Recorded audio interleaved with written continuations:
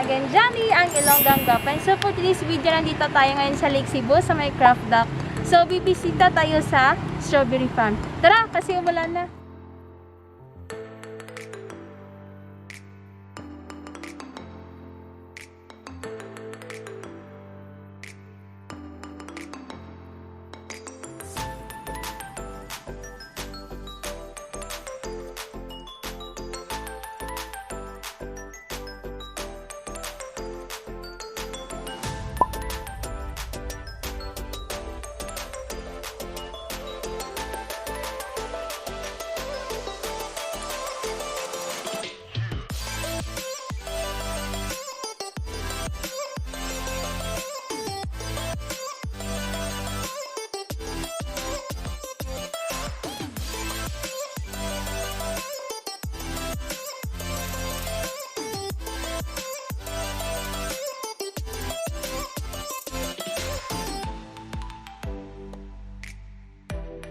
Yan guys, so may strawberry dyan banda, bawal daw muna hawakan kasi nga nag-spray sila para sa subay no or saan. So nagbebenta sila dito ng seedlings, merong 250, merong 250, merong 100 pesos. So bali yung 250 ready na yun siya. So nagabunga na siya guys. So eto kasi dito, first na dito na tanim nila.